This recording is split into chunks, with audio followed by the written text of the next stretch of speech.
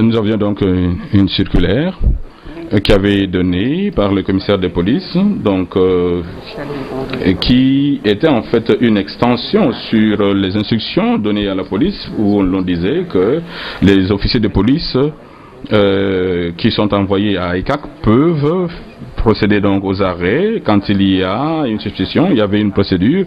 Dès que ICAC a fait des investigations, on prépare le rapport et le rapport est donné donc, au superintendant de la police qui a un bureau à ICAC.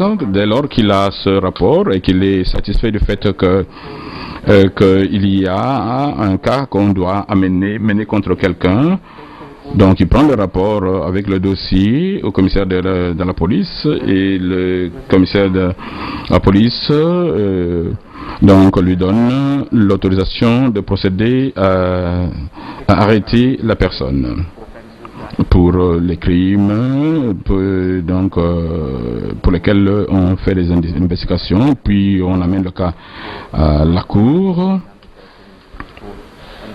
et donc la personne va donc sous contrôle judiciaire. Ça, c'est la procédure que nous avons vis-à-vis de la police.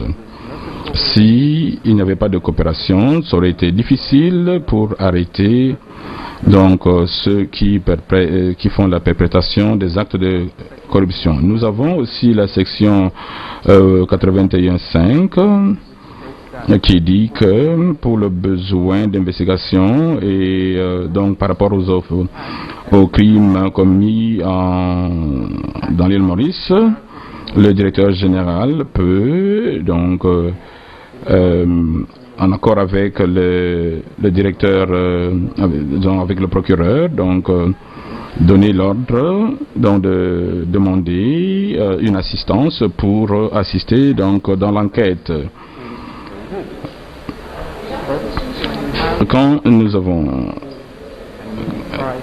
cherchons à interpréter ceci, il apparaît que l'information que nous pouvons avoir, c'est pour les autres agences,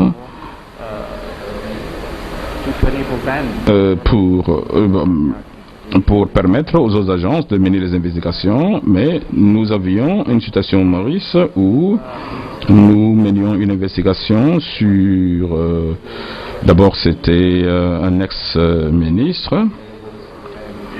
Il y avait une investigation sur lui, puis nous avons l'intelligence de FIE sur cette personne,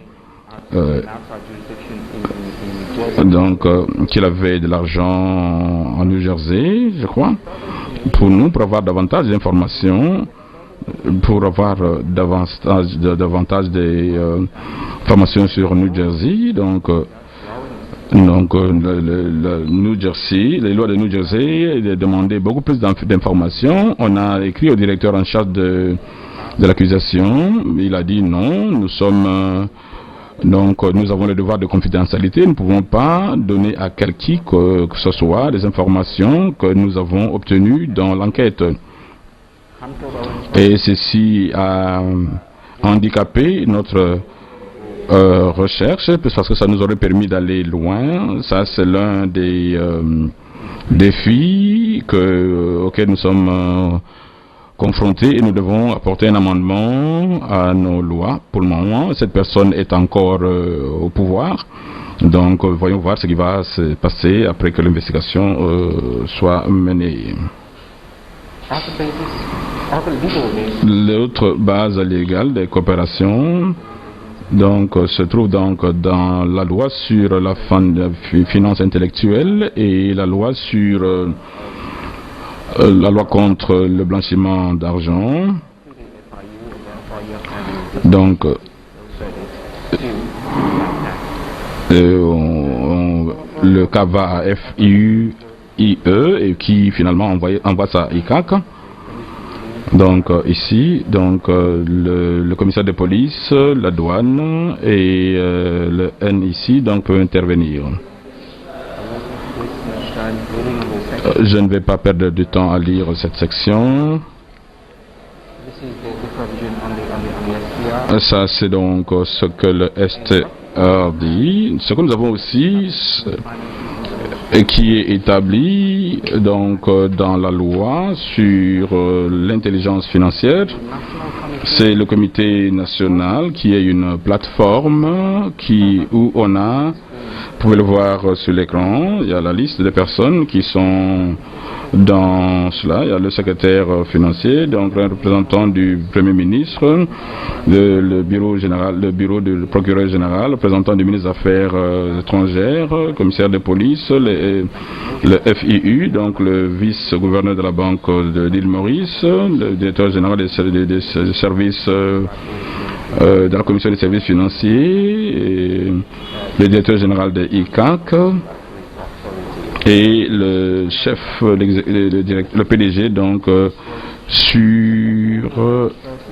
PDG donc de cette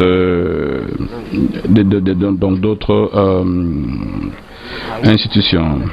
Ici en RDC, c'est un programme qui a comme but l'amélioration du climat d'affaires dans le secteur privé en RDC et atteindre la réduction de la pauvreté. C'est financé par la coopération de développement du Royaume-Uni. Je pense qu'il est bien que nos collègues de Maurice ont donné une présentation détaillée sur la pratique de la lutte contre la corruption.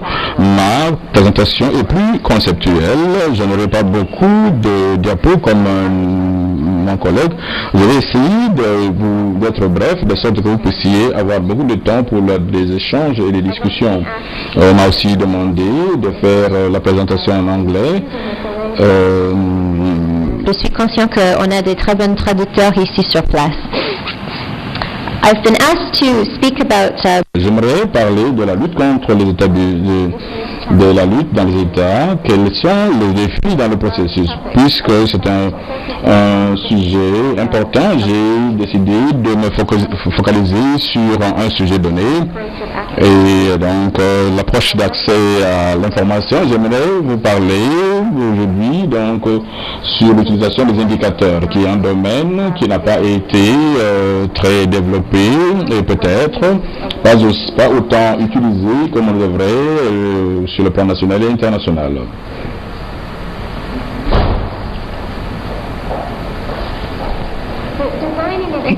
Donc, la conception et la mise en œuvre d'une stratégie contre la corruption exige qu'on puisse comprendre ce que c'est la corruption. En tant que personne sur le terrain, nous savons que la corruption est assez dynamique et difficile. Donc l'une des formulations classiques de la corruption, c'est ce que j'ai écrit ici sur le diapo. Si vous avez des acteurs publics ou des acteurs publics qui ont un monopole, par exemple, si vous êtes le seul juge dans un district donné, ou la communauté a accès à la justice, ou peut-être vous êtes le seul agent de collecte des taxes dans un domaine donné, où les petites entreprises doivent payer la taxe, ce pouvoir de monopole augmente la possibilité de corruption.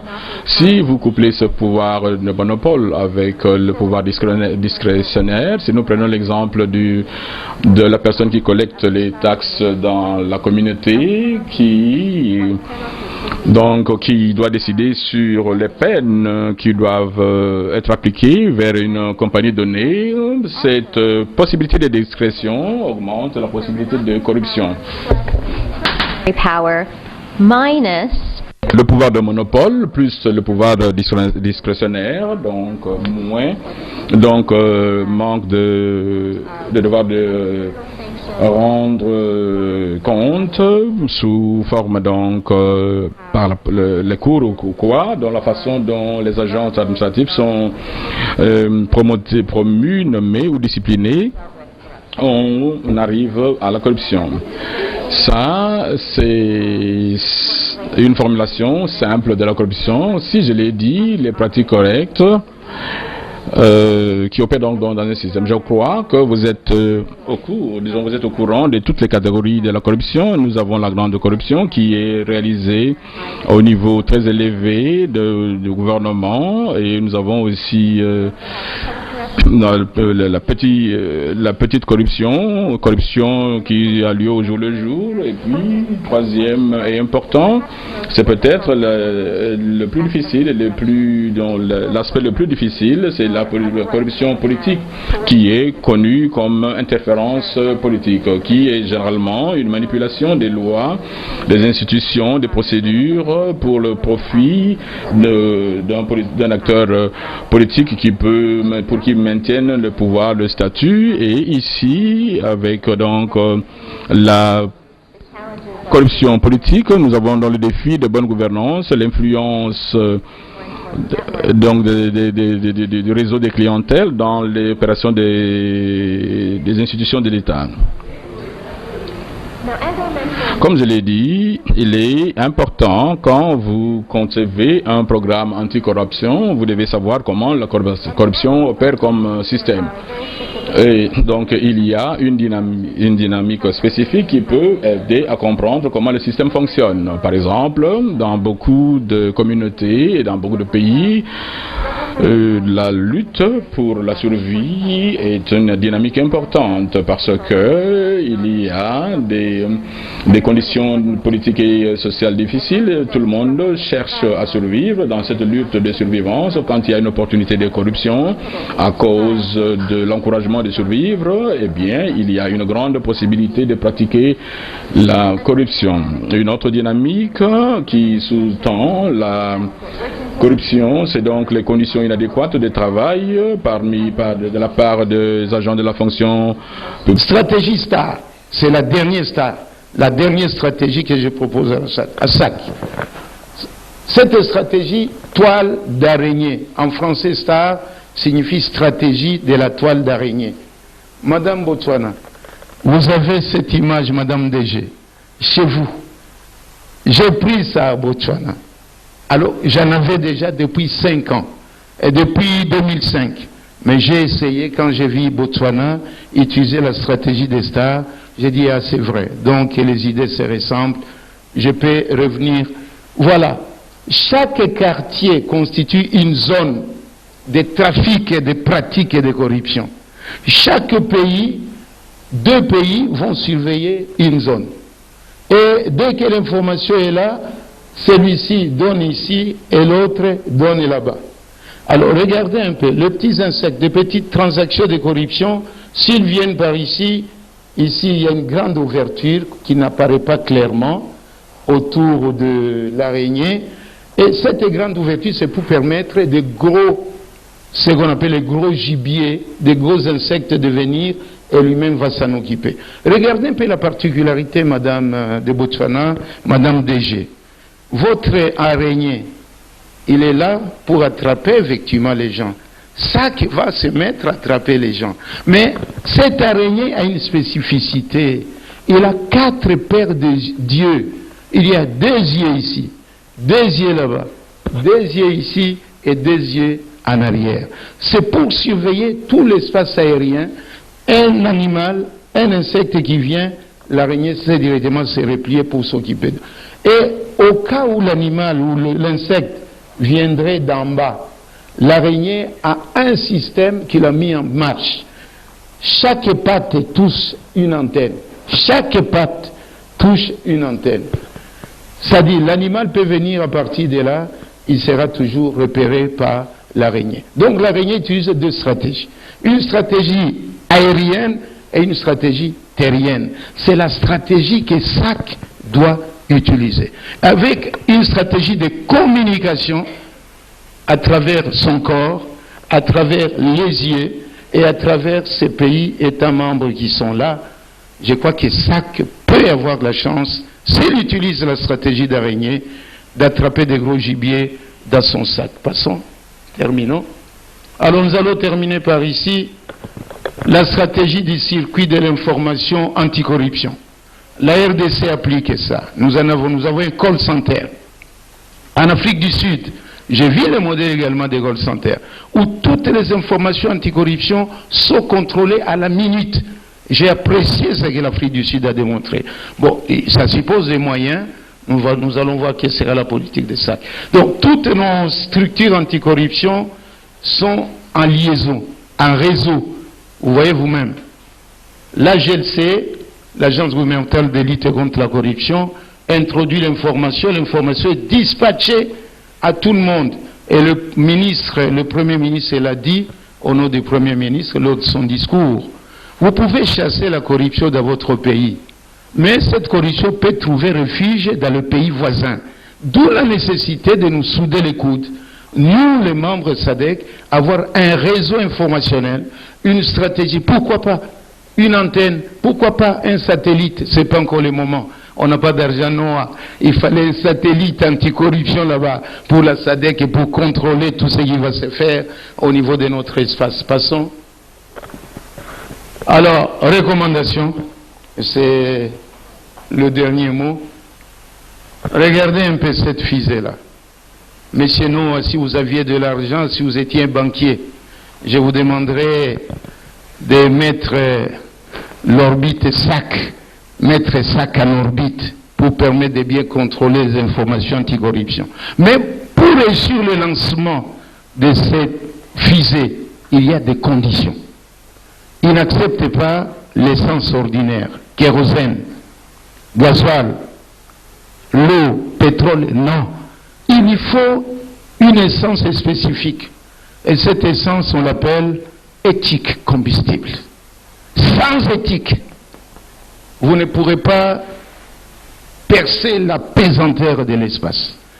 Un des défauts des organes de lutte contre la corruption dans notre pays, c'est de négliger les questions d'éthique. Or, un État qui ne met pas l'éthique au centre de son action, c'est un État qui s'autodétruit. L'éthique va vous permettre de brûler le premier étage, la corruption. Deuxième étage, la malgouvernance. Troisième étage, criminalité économique. Troisième étage, pauvreté. Ainsi, SAC aura accompli sa mission. Voilà, grosso modo, schématiquement, ce que j'ai voulu vous proposer, que la coordination ne sera pas facile. Il faut réunir les têtes, il faut descendre dans les laboratoires, il faut des recherches théorisées. À défaut de cela, vous ne réussirez pas une lutte contre la corruption réussie. Je vous remercie. La corruption cause l'érosion de la confiance publique. Donc, sont en train de miner l'autorité de l'État. Nous avons vu le chauffeur qui a mis le feu dans la voiture à cause des tracasseries. Quand on cherche à se détourner donc de règlements à cause de la corruption, nous avons vu que même les autorités gouvernementales, dans ce cas l'autorité gouvernementale sera réduite. Comment est-ce que le secteur privé comme Vodacom peut aider à réduire ou à lutter contre la corruption? D'abord, il faut promouvoir la conformité et l'éthique dans les affaires, dans le marché. Qu'est-ce que ça signifie? On doit mettre sur place donc un corps d'éthique qui symbolise les valeurs et qui détermine comment on doit mener les affaires. Voici 4 ans, nous avons créé donc un comité d'éthique à Vodacom. Nous voulons créer la culture d'éradication de la corruption. Il faut que les gens sachent que la corruption est une mauvaise chose. Même si ça nous apporte beaucoup de revenus, nous devons lutter contre cela. Nous avons aussi la façon dont nous avons Vodafone Way, donc la façon dont Vodacom en Grande-Bretagne mène ceci nous aide à apporter une nouvelle culture ici à Vodacom RDC. Il faut donc mettre sur pied un programme robuste qui doit commencer à partir de le sommet. C'est ce que nous faisons et nous encourageons que les autres sociétés privées le fassent. Donc nous devons donc sensibiliser les gens sur le bon comportement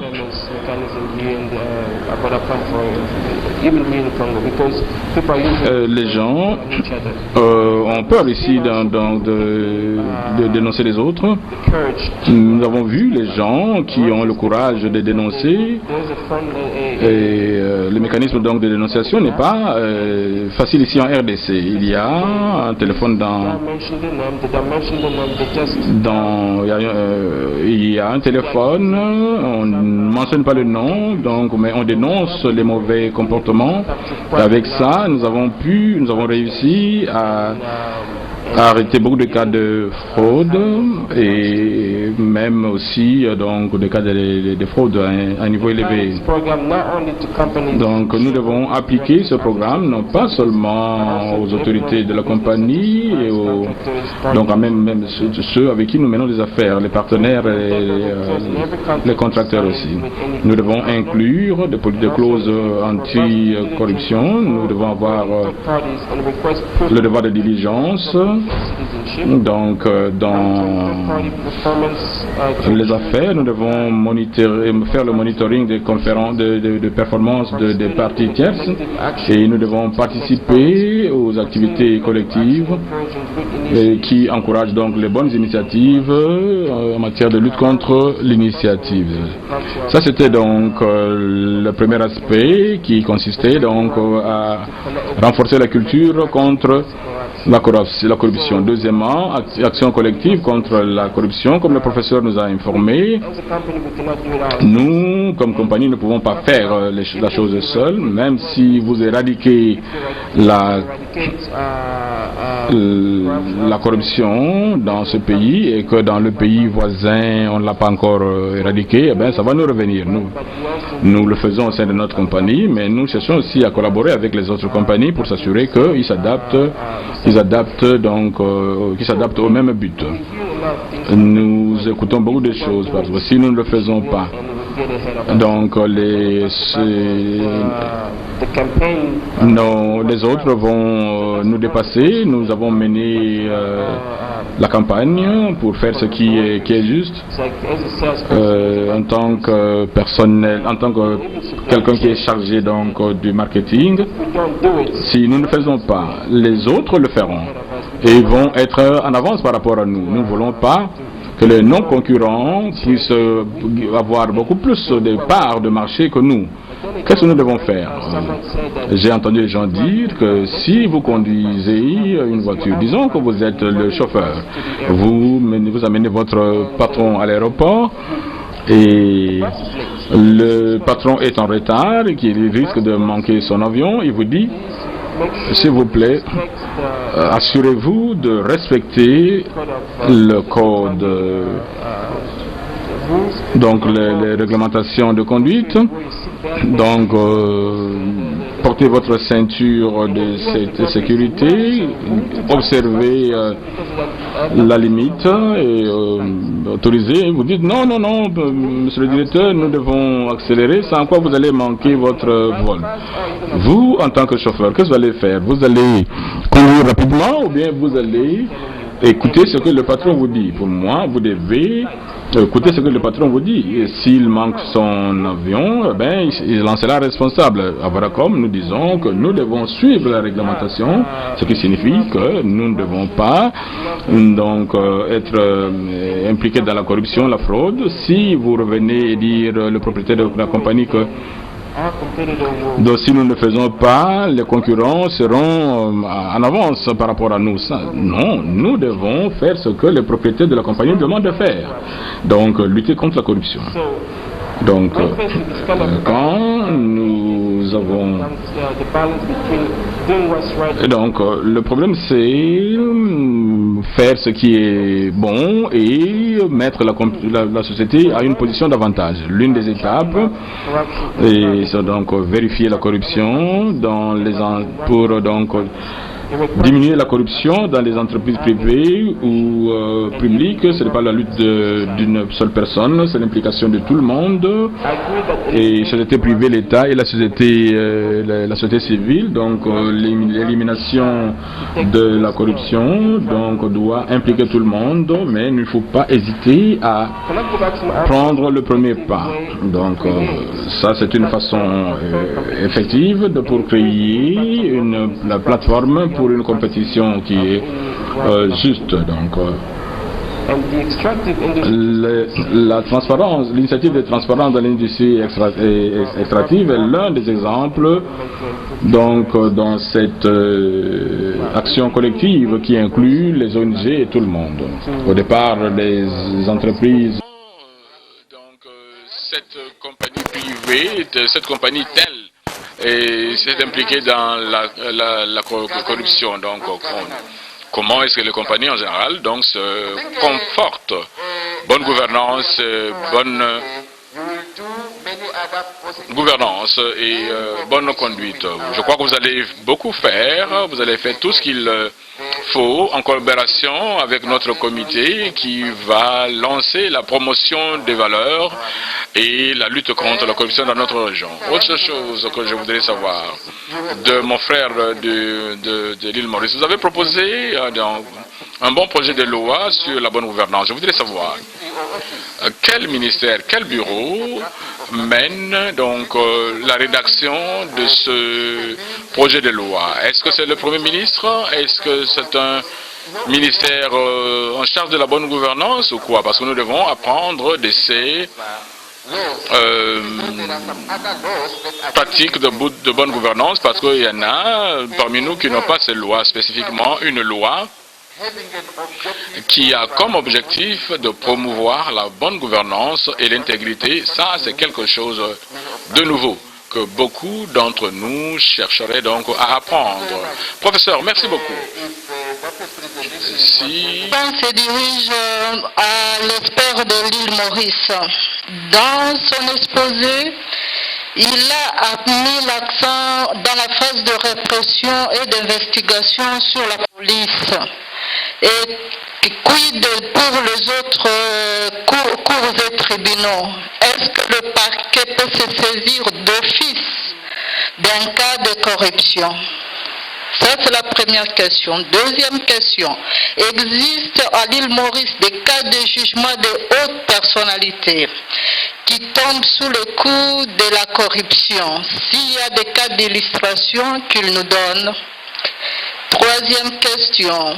J'ai décelé dans son exposé, il a plus parlé de problèmes de confidentialité qui limitent le droit à l'accès de l'information. Qu'en est-il pour la population qui a besoin de l'information? Est-ce que le public est toujours limité à cette confidentialité? Quatrième question, la plateforme jeunes qu'ils ont mis sur pied pour la lutte contre la corruption.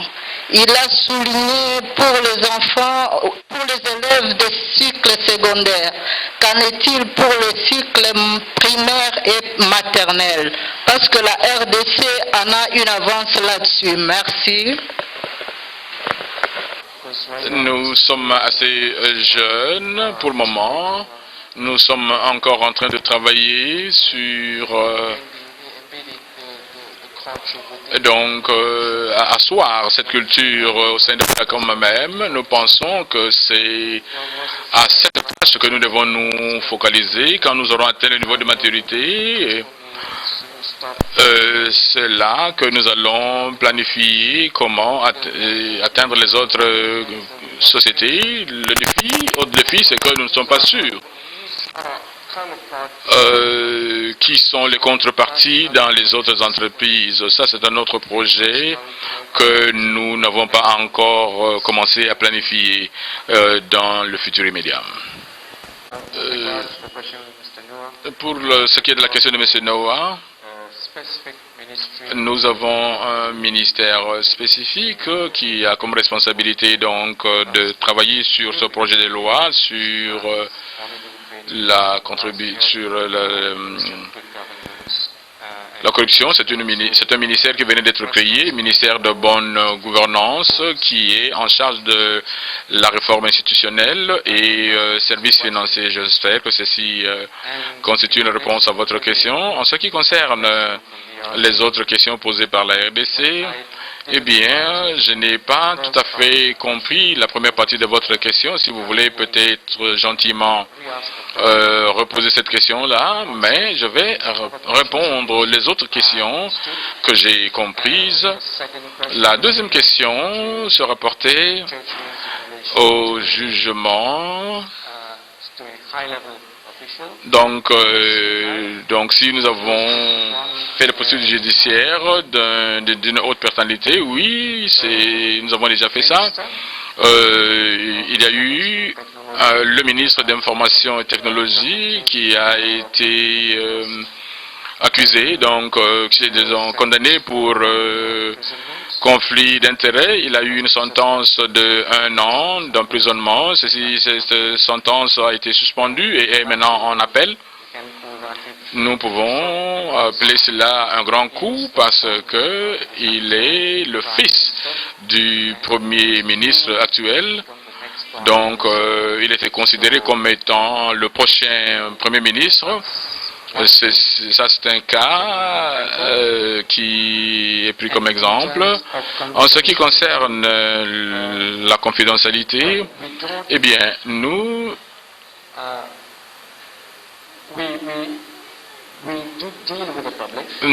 traitons avec le public à travers des plateformes comme Facebook, YouTube. Les gens vers nous à travers ces plateformes nous posent des questions et nous répondons. Bien sûr, nous répondons pendant que nous respectons le code de confidentialité. Nous ne pouvons pas donner des détails sur les investigations, mais nous pouvons dire ce que nous sommes en train de faire. C'est ça. Et en ce qui concerne la jeunesse, la plateforme des jeunes contre la corruption, comme je l'ai dit, c'est une nouvelle initiative qui a été mise en place. Voici quelques mois déjà, nous avons commencé avec le secteur d'enseignement supérieur parce que nous pensons qu'au niveau de l'enseignement supérieur, les personnes qui sont à l'université peuvent mener un débat plus élargi et les gens comprendront mieux que les écoles secondaires. Nous ne disons pas que le secteur des écoles primaires sont négligés parce qu'il y a là des cours d'intégrité qui sont pris en considération. Si vous... Merci pour la préoccupation de celui qui m'a posé la question. Je crois que nous obtiendrons la version anglaise à partir de lundi, puisqu'il y a un interprète qui va nous traduire le texte. Et aussitôt qu'il sera traduit, nous comptons vous l'envoyer ou nous donner votre adresse email. Vous pouvez déposer ça. Voilà. Mais vous avez déjà la version physique pour les gens qui parlent français. Il ne reste que la version anglaise pour les gens qui sont locuteurs de la langue française. Ok, merci. Oui, voilà. Madame la Présidente, Madame Bondi. Merci, Madame la Présidente. Je pense qu'en rapport avec les recommandations, nous pouvons le faire en partie, ou bien nous l'avons fait en partie ou en conclusion, quand nous avions composé le comité de pilotage qui va nous montrer la voie en avant. Alors, quant aux présentations aujourd'hui, mais je crois que le comité de pilotage va aussi considérer comment nous allons engager le secteur privé basé sur la présentation de Vodacom aujourd'hui dans nos stratégies sous SAC. Mais je crois que hier déjà, nous avons traité de ces sujets déjà. Merci, Madame la Présidente. Madame la Présidente, J'ai la proposition suivante. Est-ce que nous ne pouvons pas mettre en place le mécanisme d'évaluation par les pairs?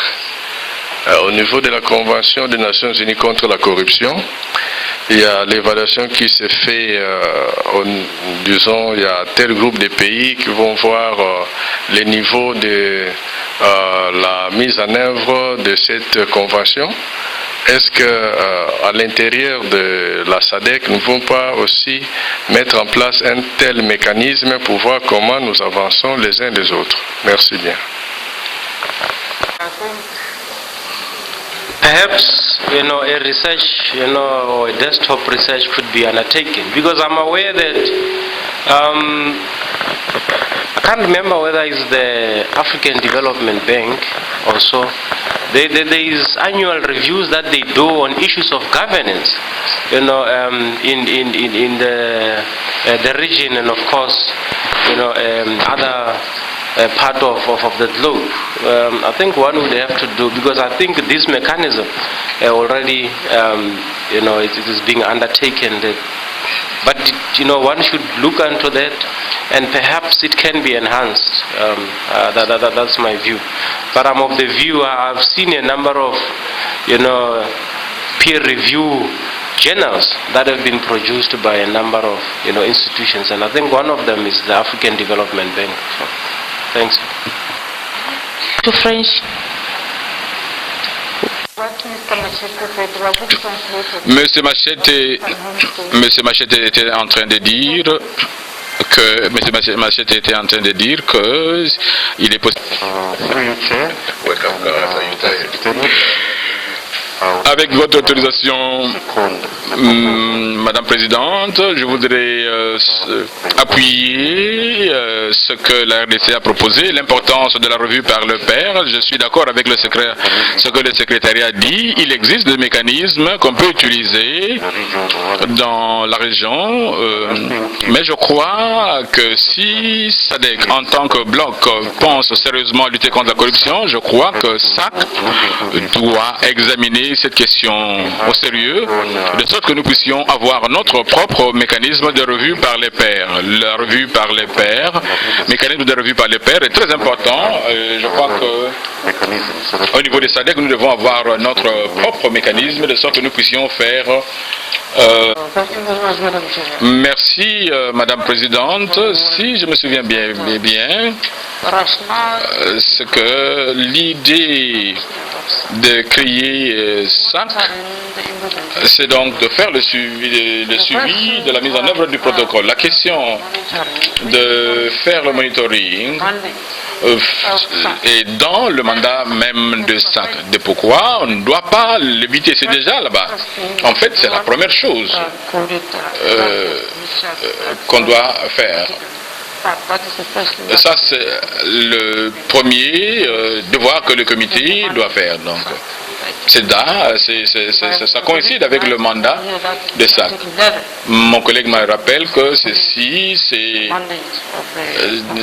est donc prévu par l'article. Si, Madame Présidente, je voudrais suggérer que le SAC puisse mettre en place une plateforme électronique qui va nous assister à partager l'information ou à échanger l'information, et ça va nous aider à promouvoir les meilleures pratiques. La parole. Ma proposition est celle-ci. Je voudrais qu'au sein du SAC, il y ait un groupe d'experts juridiques. Pourquoi ces groupes? J'estime que ce groupe pourra apporter son assistance juridique aux pays qui en ont besoin, dans le domaine de détection par exemple, et aux besoins aussi dans le domaine de la répression, pour dire sanction. Je ne sais pas comment SAC pense s'y prendre.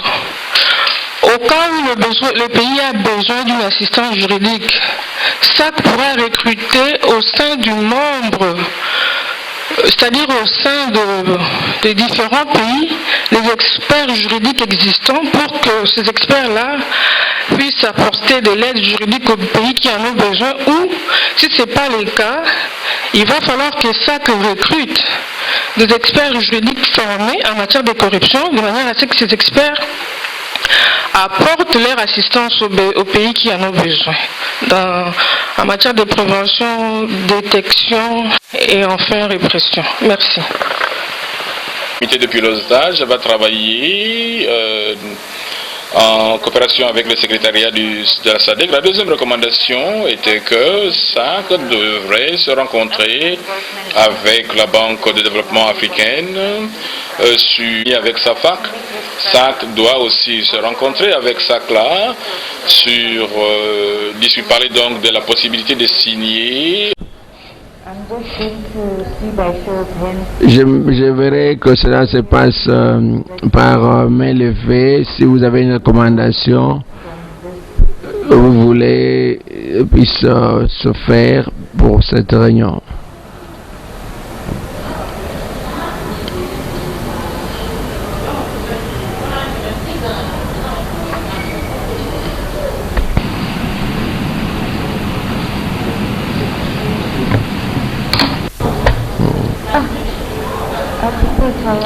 Hey, est-ce que les gens sont fatigués ou quoi? Hein?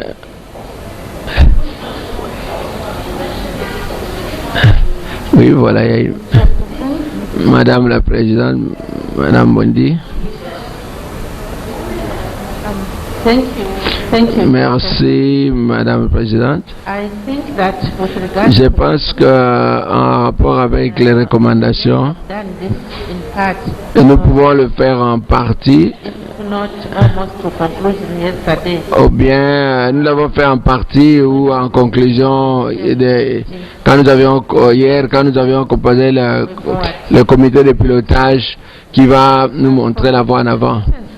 Alors, quant aux présentations aujourd'hui, mais je crois que le comité de pilotage va aussi considérer comment nous allons engager le secteur privé basé sur la présentation de Vodacom aujourd'hui dans nos stratégies sous SAC.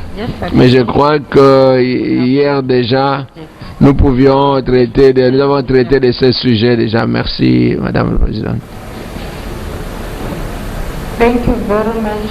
Merci beaucoup, Madame Swandi. Shall we proceed on that understanding?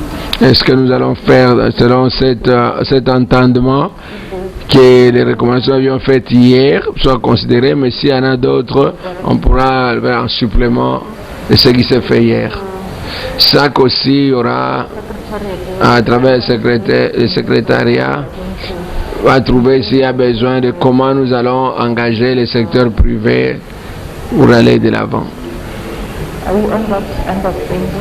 Nous le faisons sous cet entendement-là.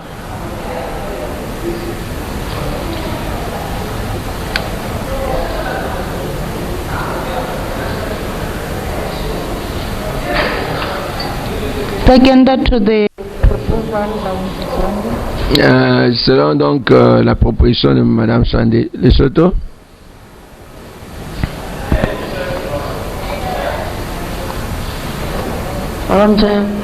Madame la Présidente, je voudrais juste dire ce que Madame Swandi a indiqué. Et je pense qu'elle a tout dit, mais le plus important, c'est le problème du secteur privé. Et que nous puissions rappeler que le secteur privé est très important. C'est vraiment une question très forte que nous devons besoin vraiment de considérer dans le futur, à l'avenir. Merci. Merci Lesotho.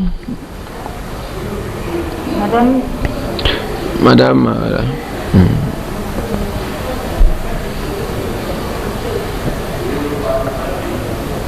Bénédicte de la RDC. De l'OCEP. En fait, nous n'avons peut-être pas eu le draft des différentes recommandations que vous êtes dit ou faites hier. mais je ne sais pas si ça paraît très important. Je voudrais signifier si, par rapport aux recommandations, si le SAC peut bien introduire l'académie anticorruption au sein de la SADC. C'était ma recommandation. Merci.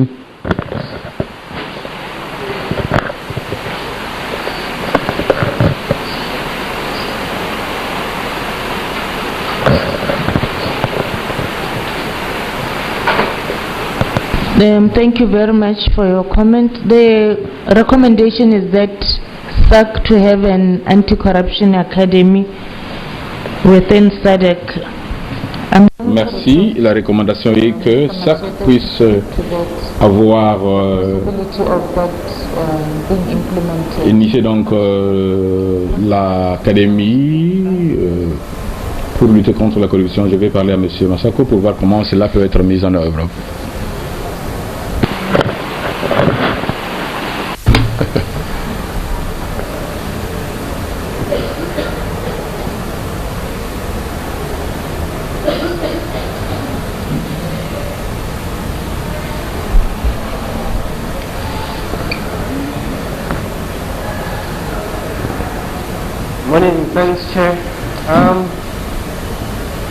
Bonjour, mais c'est bien, Madame la Présidente. Je crois que c'est faisable.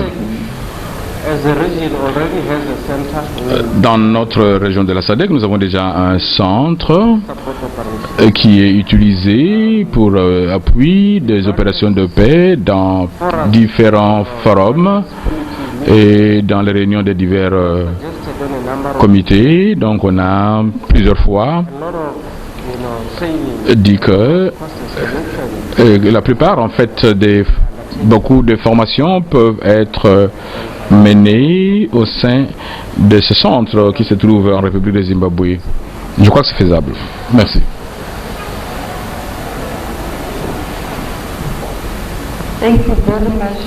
Merci beaucoup, Monsieur Machete, secrétaire. Comme il a dit que c'est faisable, en tenant compte des structures qui existent, donc dans les structures qui existent, nous avons noté cela que cela va se faire selon dans la structure existante et que l'académie va s'occuper de questions qui sont en rapport avec l'intégration. Donc si l'académie va s'en occuper, est-ce que ça, on peut s'accorder sur ça? Merci beaucoup. Ça c'est la recommandation que nous avons développée hier. RDC.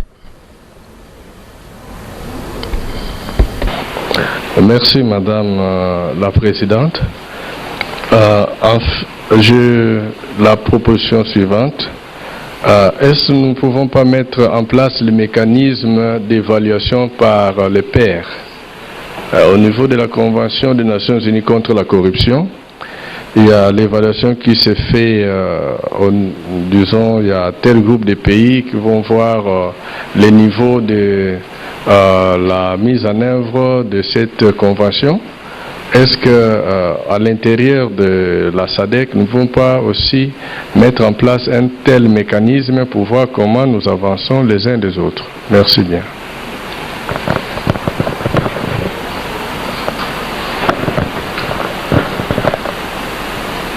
Thank you, DRC, for that intervention. Once again, I'm going to... Merci RDC pour cette intervention une fois de plus. Je voudrais en appeler à M. Machete de donner la réponse à la question.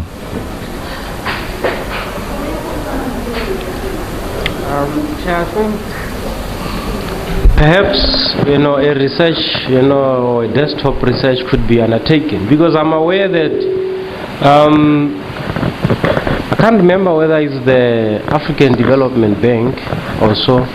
There is annual reviews that they do on issues of governance, in the region, and of course, other part of the globe. I think one would have to do, because I think this mechanism already, it is being undertaken. But one should look into that, and perhaps it can be enhanced. That's my view.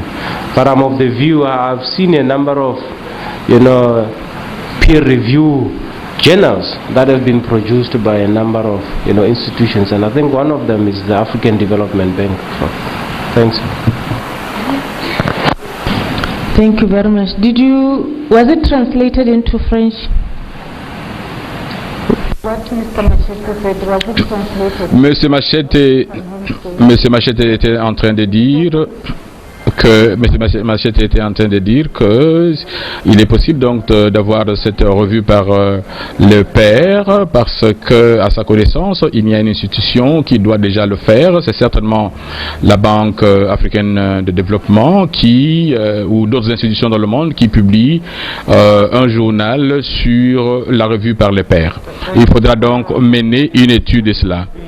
Je disais donc qu'on peut mener une étude, une recherche documentaire pour examiner ce qui se passe sur le terrain, parce qu'il y a plusieurs mécanismes de revue par les pairs qui sont en place. J'ai vu beaucoup de journaux qui ont été produits dans ce sens sur les questions de gouvernance, où des pays au sein de la région et en dehors de notre région sont soumis donc à la revue. Il y a des rapports sur ces pays qui sont faits donc au niveau annuel. Je ne sais pas si ça fait à travers la Banque de développement, la Banque africaine de développement. Je sais qu'il y a un bureau en Afrique du Sud qui le fait. On doit faire un examen rapide, vérifier, voir quelles institutions qui sont en train de faire cela. Je dis que ce mécanisme est déjà en place. Peut-être ce que le comité doit faire, c'est de savoir s'il y a un besoin de renforcer ce mécanisme, de sorte qu'il y ait une continuité de revue par le père. Pourquoi pas? C'est quelque chose que nous pouvons réaliser. Thank you, Mr. Machete. Malawi? Merci, Monsieur le Président. Merci bien. Merci Malawi, Lesotho.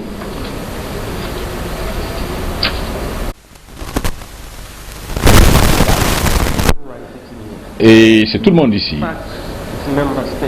Ça, ce sont les pays membres. Et nous n'allons pas créer une autre institution quelque part. SAC fait partie, donc c'est un sous-comité de la SADC. Les institutions qui existent, existent dans SADC. Et SADC est un comité qui a le mandat donc de la mise en œuvre du protocole contre la corruption. Du point de vue du secrétariat, la seule chose, c'est la coordination. Les experts sont dans les pays membres. La question de renforcement des capacités, c'est donc dans les États membres. C'est pourquoi le comité de pilotage a été créé. C'est donc pour coordonner la vision de cette institution même, de sorte qu'en fin de si jamais, en fin de compte, on a besoin d'assistance technique ou assistance légale, assistance technologique ou autre, ceci peut être coordonné au niveau régional. La requête est formulée et dirigée au forum, et SAC, en tant que comité, doit donc est en position de formuler des recommandations appropriées, et donc les mesures de correction peuvent être prises pour assister cet État précis qui demande une assistance. C'est comme ça que SADC opère. Merci bien. Merci. Maintenant, j'aimerais résumer toutes les recommandations qui ont été formulées partant d'hier. La première recommandation était que nous puissions créer un comité de pilotage qui incluait la Namibie, le Zambie, le Lesotho, la Tanzanie et la RDC. Ce comité de pilotage va travailler en coopération avec le secrétariat de la SADC. La deuxième recommandation était que SAC devrait se rencontrer avec la Banque de développement africaine discuter de protocole d'accord qui a été signé avec SAFAC SAC doit aussi se rencontrer avec SAC-là parler donc de la possibilité de signer un protocole d'accord qui a été proposé alors que SAC avait en main les affaires. Ce qui a été proposé aujourd'hui, c'est que SAC doit trouver les voies et moyens pour interagir avec le secteur privé, pour faire avancer la lutte contre la corruption.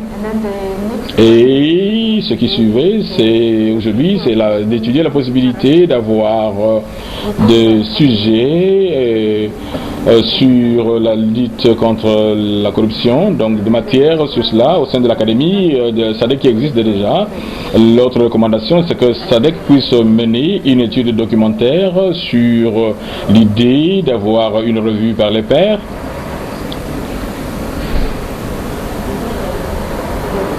Oui, et puis ce qui suit, c'est que SAC devrait mettre en place une plateforme électronique pour assurer qu'il y a partage d'informations.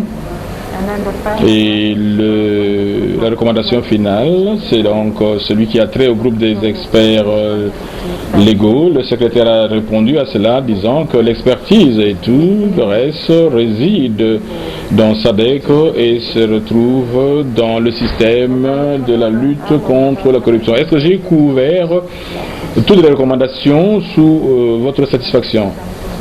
Vous voulez bien dire quelque chose? Allez-y, je vous en prie. Merci, Madame la Présidente. Je voudrais insister et aussi d'ajouter quelque chose sur la question des experts légaux. De temps en temps, bien sûr, il y aura des questions qui vont exiger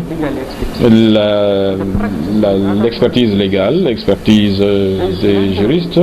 Il n'y a rien qui empêche le comité, SAC lui-même, pour dire que sur une question spécifique de politique, nous demandons l'expertise légale d'un pays membre qui puisse assister les agences anticorruption ou assister dans l'interprétation d'un instrument ou d'un instrument légal international. On peut donc venir à ce titre-là assister ça, coordonner la mise en place de protocoles. Vous pouvez même avoir au sein de SAC un sous-comité sur les questions légales, comme le sous-comité immigration a un sous-comité sur visa unique. Ça, ce sont des structures ou des sous-structures qui peuvent être envisagées et qui peuvent être là pour faire rapport à SAC. Merci beaucoup. Cette explication suffit. Est-ce que j'ai repris toutes les recommandations à votre satisfaction? Oui. Le silence signifie que vous approuvez. Merci beaucoup. Je dois donc féliciter les présentateurs de ce matin. Ce sont des représentations très bien réfléchies qui ont été bien exposées. Merci à tous. Et en ce moment, donc, je vais demander le facilitateur à me dire quant à ce que nous devons faire par la suite.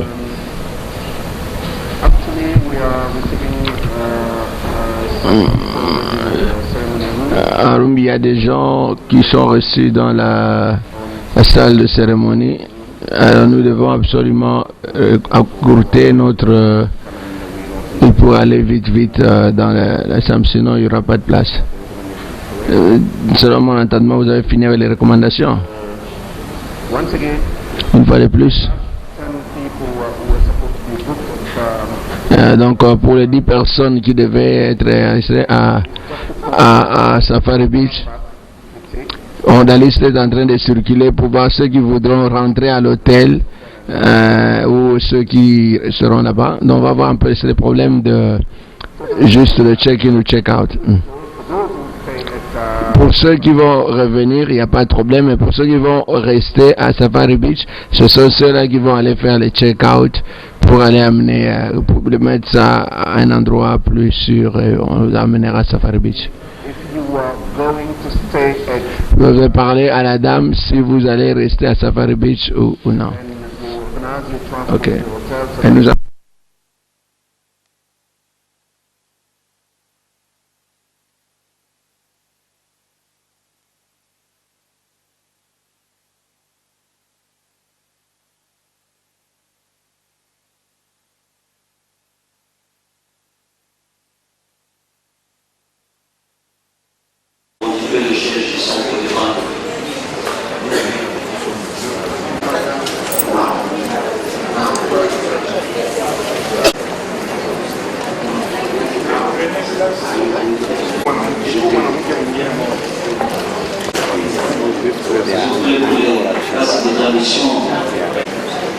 de français.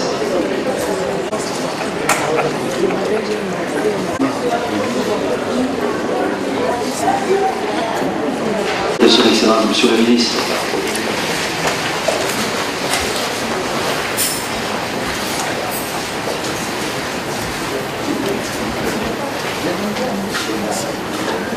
Nous pouvons nous asseoir, s'il vous plaît.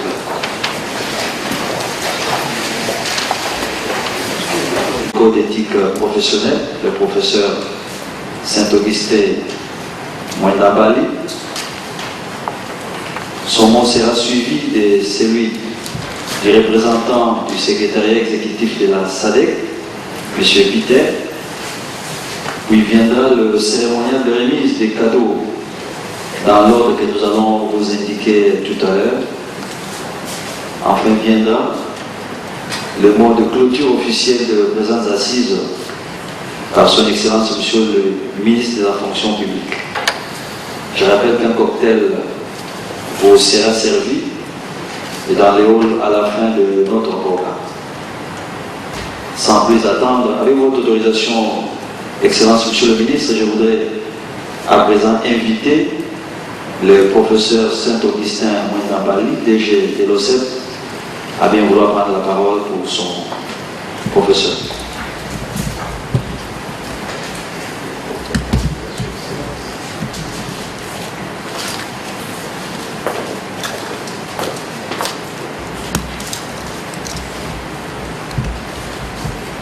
Excellence, Monsieur le ministre de la fonction publique, représentant personnel du Premier ministre et chef du gouvernement,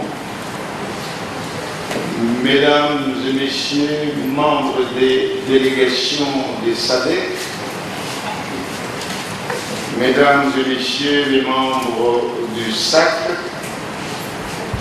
distingués invités à vos titres et qualités respectifs. La République démocratique du Congo m'a confié une charge de piloter dans sa mission de moralisation de la gestion de la chose publique. Le gouvernement m'a instruit de pouvoir représenter le pays au niveau du forum ou des forums internationaux. Et son Excellence, Monsieur le ministre de la fonction publique, m'a instruit de pouvoir préparer les assises de la dernière session spéciale du Forum des institutions anticorruption de l'Afrique australe. Au moment où je suis appelé à présenter mon rapport des circonstances à son Excellence, Monsieur le ministre, j'aimerais tout d'abord rendre un hommage vibrant à son Excellence, Monsieur le Président de la République, et à travers lui, à son Excellence, Monsieur le Premier ministre, qui ont voulu daigner superviser l'organisation de ces forums. Selon les coutumes consacrées, Excellence, Monsieur le ministre, je peux vous dire que nous avons accompli notre mission, qu'il vous appartient maintenant de pouvoir, à votre tour, transmettre un rapport fidèle aux autorités hiérarchiques du pays, avec un mot de remerciement, parce que sans leurs apports, sans votre engagement personnel, Excellence, cette cérémonie ne connaîtrait pas cette issue heureuse. Je ne saurais quitter ce podium sans remercier encore une fois de plus mes collègues chefs d'agence et commission anticorruption de la SADC, devenu aujourd'hui SAC, et remercier en même temps chacun et chacune de vous tous ici présents pour avoir accepté de nous accompagner dans la matérialisation de cette inscription de la République. Sur ces, Excellence, Monsieur le ministre de la fonction publique et représentant personnel du Premier ministre, je vous réitère mes sentiments de profonde reconnaissance. Merci. Your Excellency, the Minister of Public Service, let me say all protocol observed, ladies and gentlemen, in the interest of time. The representative for the Secretariat, Mr. Machete, has gone out to check out of his rooms, hence he is not here. I'll say what I think he would have said if he was standing here.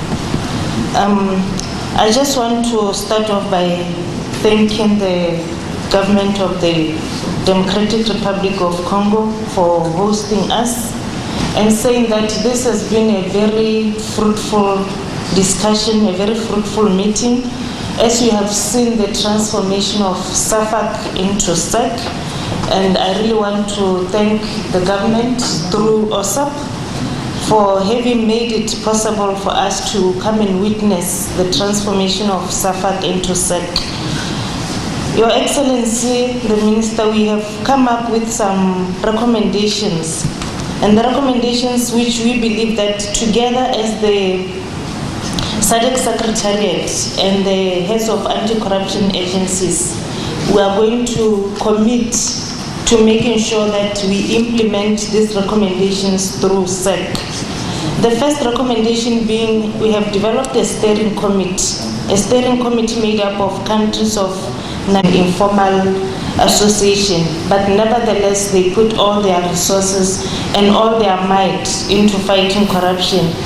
And even when these meetings were taking place, in most of the majority of cases, they were doing this with their own resources without having to request any resources from the SADC Secretariat. And I want to say that I believe that with this commitment, both from the SADC Secretariat and the heads of the anti-corruption agencies, we will continue to take this fight against corruption to ensure that we maintain a zero tolerance to corruption across the SADC region. And with these few words, I once again want to say thank you very much for the hospitality that we received from the government of the DRC. I thank you.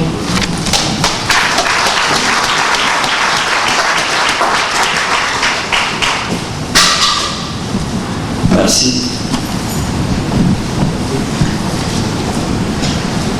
À présent, comme annoncé, nous allons passer au cérémonial de remise des cadeaux. Le premier cadeau, c'est le SAFAC qui va remettre au ministre de la fonction publique. Le deuxième, c'est l'OCEP qui va remettre à la SADC. Et puis le troisième cadeau sera remis à son Excellence Monsieur le ministre par l'OCEP, cadeau destiné à son Excellence Monsieur le Premier ministre. Et je voudrais pour cela demander aux hôtesses de pouvoir nous aider avec cette partie de remise des cadeaux. Et donc nous allons à présent inviter Madame de SAFAC à pouvoir avancer pour procéder à la remise de son cadeau à son Excellence, Monsieur le ministre de la fonction publique. S'il vous plaît. Si vous pouvez monter avec le cadeau.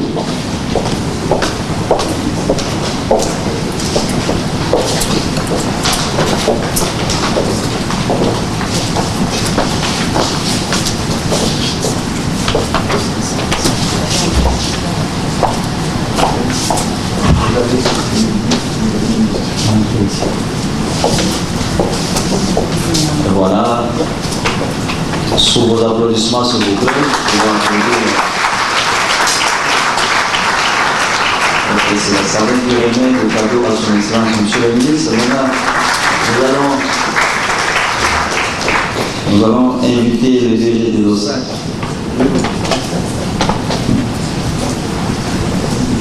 C'est la SADEC.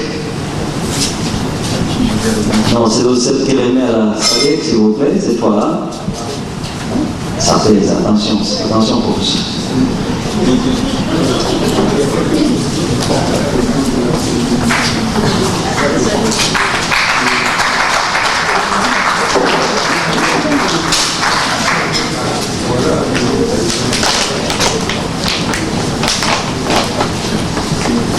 C'est juste la photo des familles qui avait été prise à la séance d'ouverture de ces travaux.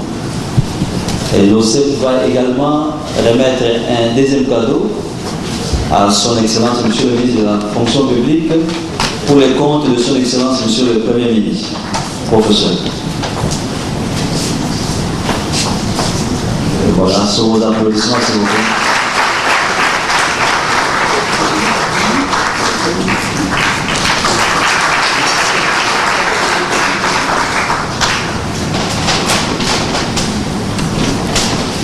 Merci. Nous pouvons reprendre nos places, s'il vous plaît.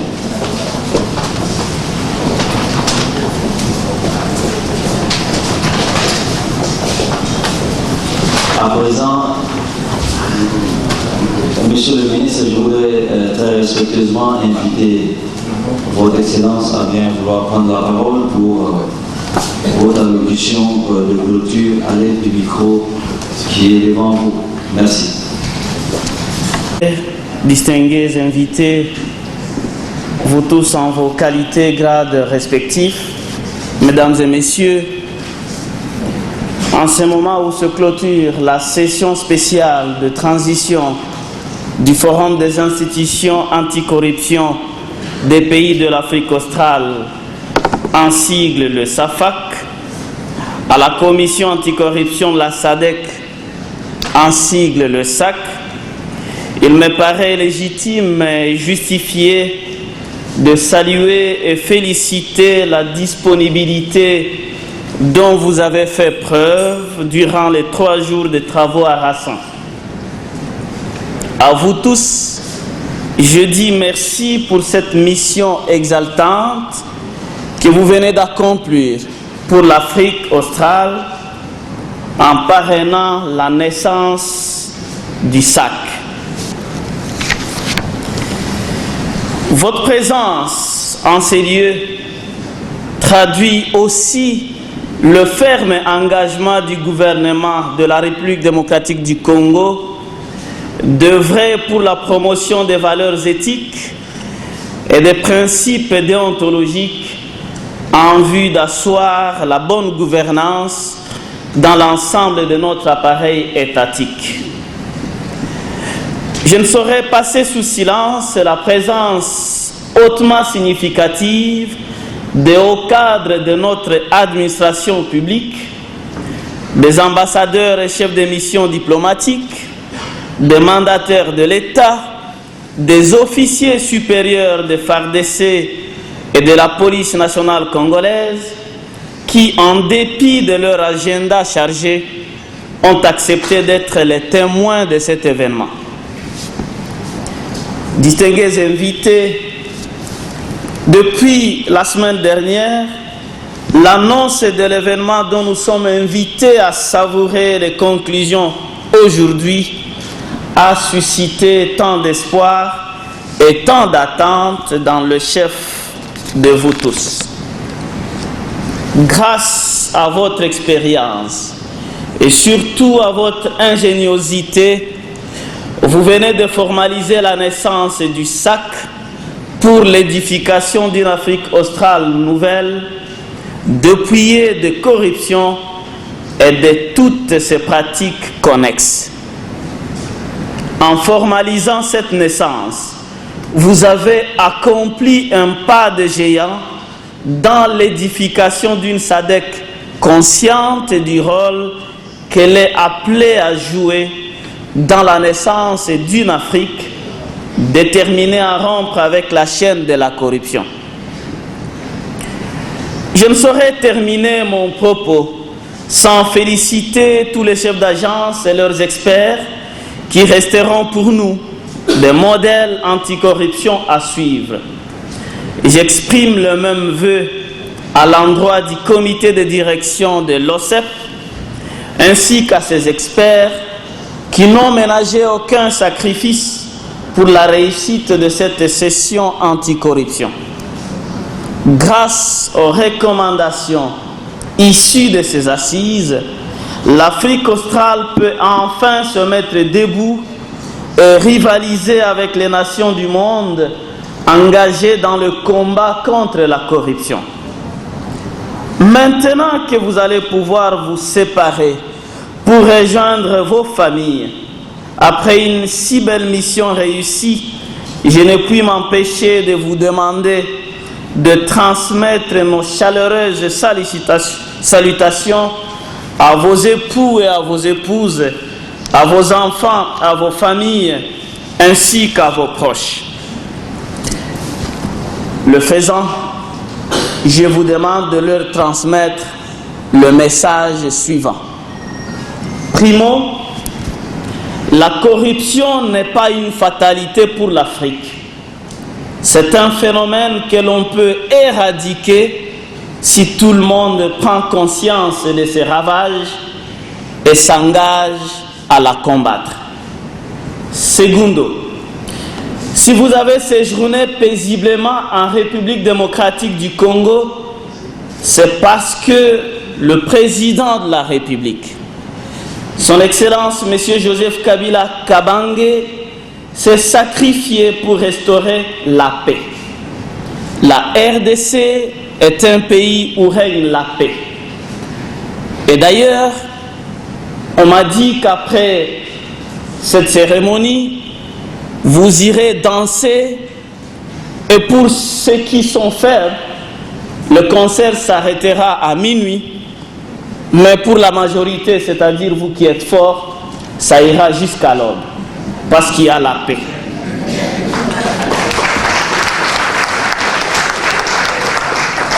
Tertio, enfin, la paix acquise. Son Excellence, Monsieur le Président de la République, est résolument déterminé à combattre la corruption et ainsi emmener la République démocratique du Congo à son émergence à l'horizon 2030 et puis à son développement durable.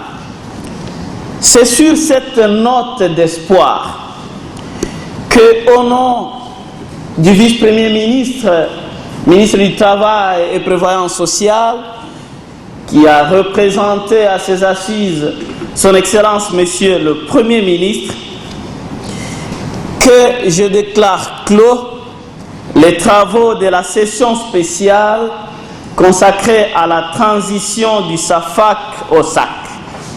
Que vive la commission anticorruption de la SADC.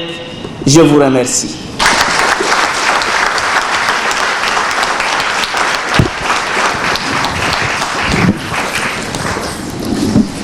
Les travaux de la session spéciale consacrée à la transition du SAFAC au SAC.